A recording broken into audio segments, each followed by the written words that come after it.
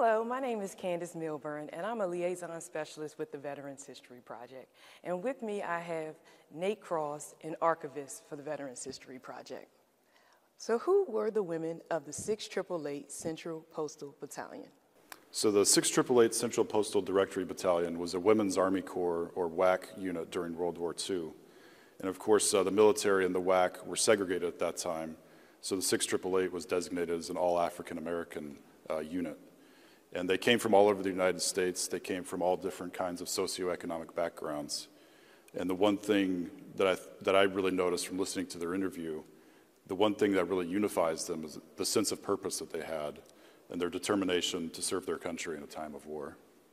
What were some of the challenges that these women faced as African-American women in the military during this era? African-American women at that time really faced barriers and obstacles to participating, from the day they went to enlist to the day they got out of the military. One of our interviews is with Fannie Griffin McClendon, and she talks about how they had to take a basic written test when she joined the military, and she went with 4 other African-American women, one of whom was a doctor, a couple were school teachers, so obviously all highly educated people. And they took the tests, and afterwards they were pulled to the side and told that all 5 of them had failed, which of course they hadn't. It was just a ploy to try to keep them out. And they ended up having to get their political leadership involved just to get into the military. And those kind of barriers persisted throughout their time. They were segregated in training, they had segregated facilities. Mrs. McClendon also talks about being denied service from the base exchange at Fort Des Moines when they were in training. We gave the list of everything we needed, and someone would go and buy.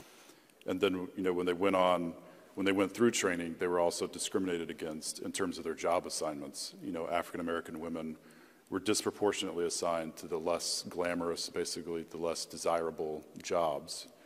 And then, typically WAC units that were made up of African-Americans were not allowed to deploy. They weren't given the chance to go overseas and prove what they could do. It took a lot of political lobbying from especially Mary McLeod Bethune just to get the War Department to agree to send 1 battalion over there, which ended up being the 6888. Nate, when they arrived in Europe, what were their work conditions like? Is it true they had to contend with rodents? Yeah, the conditions they faced and the job they were given were definitely tough. Their first assignment was to Birmingham, England, where they were posted at what had been a school. And the school didn't have heating, and they got there in February 1945 in the middle of winter. They didn't have heating, they had pretty primitive facilities.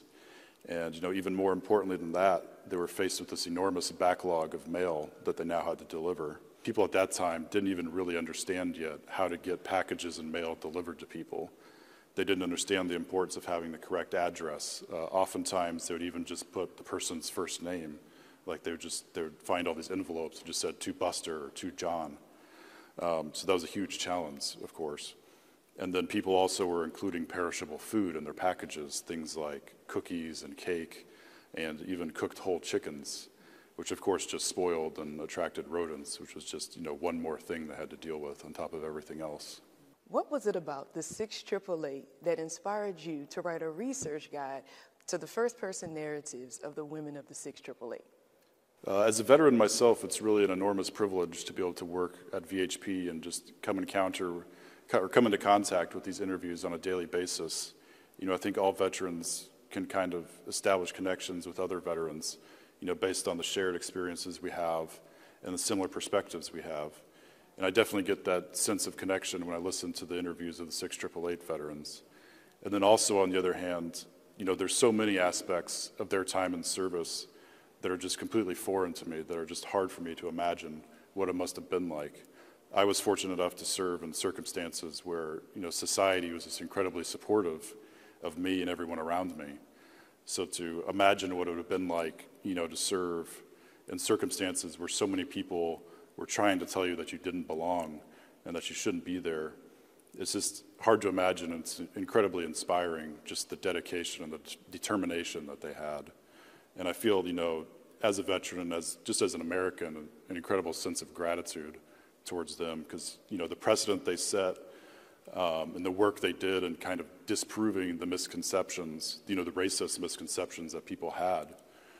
Not only did it open up more opportunities for more people, but it also, I think, made our military and our society stronger. In your opinion, what was the most impressive aspect of their story?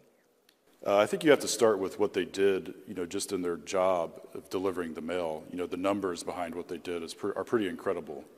And it's estimated now that they processed about 65,000 pieces of mail every shift. And over the course of their year in Europe, it's guessed that they processed 17 million pieces of mail. So, just the numbers there are impressive, and what that meant for the service members across Europe who were able to get their mail was just, incredibly beneficial to the morale of the U.S. military. What's even more impressive about them is just the sense of purpose they had.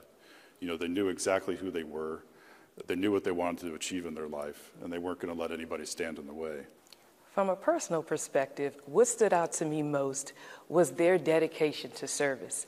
As an African-American woman, I can apply those tools in an amazing way to the work I do here at the Library of Congress. So I truly appreciate what I learned today about the 6888 Central Postal Battalion. For more information about collections with the Veterans History Project, please visit www.loc.gov/vets. Thank you.